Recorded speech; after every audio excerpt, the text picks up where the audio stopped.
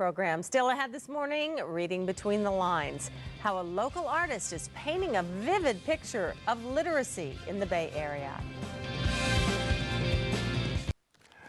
Welcome back, everybody. Local Tampa artist Elio Lopez is going to unveil his latest and major work. It's going to be happening at the library in downtown Tampa. It's to celebrate National Literacy Month, and he's with us today. Good to see you. Thanks for coming. This is something near and dear to your heart. Yes, it is. Too. It's called Lector, and it involves, I guess, in a lot of ways, both of your grandfathers. Yes, one was a master cigar maker who was also a labor activist. In those days, as you know, we didn't have the right, or employees didn't have the rights they do now. Right. And the other one was a lector who his main thing was, reading to the people.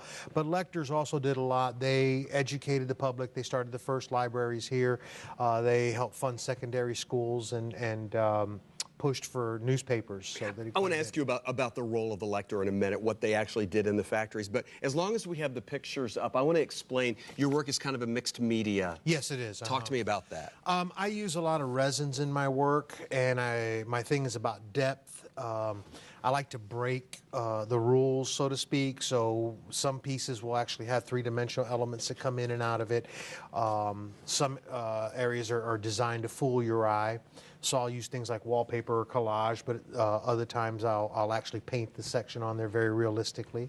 Nice. And you've been doing this all in your studio in West Tampa? West Tampa Center for the Arts, yeah, over on 1906 North Armenia.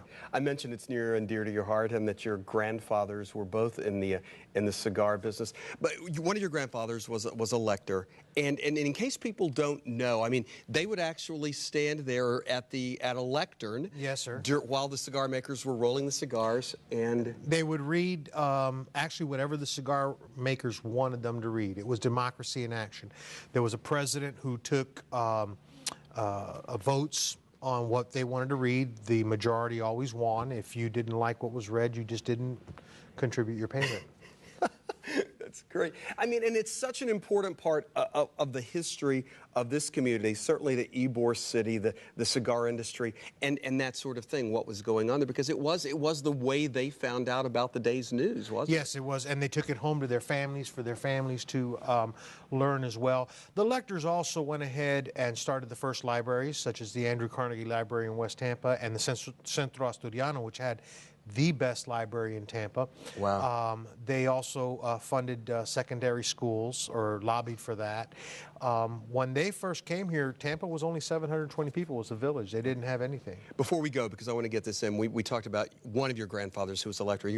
The other grandfather rolled cigars, and you said he was a labor activist. Yes. But tell us quickly who he made cigars for, because this is great. Winston Churchill and Red Skelton. Wow. Yep, he was the man who hand-rolled their cigars. How neat is it now for you as an artist to be able to pay tribute to them like this? This is something that's been a lifelong dream. I've always wanted to give them tribute because I don't believe they got the credit that they had coming their way. All right. Elio Lopez, thank you for being here. The exhibit opens Wednesday, and you need to go to myfoxtampabay.com. We'll tell you everything you need to know. But it opens first at the downtown library. John F. Germany Library. The library, and go by there. And then it's going to be at other places. So go and enjoy it, and enjoy a little bit of Tampa and Ybor City history. Good to see you, man. Thank you. You're welcome back here anytime. I'm looking forward to seeing it.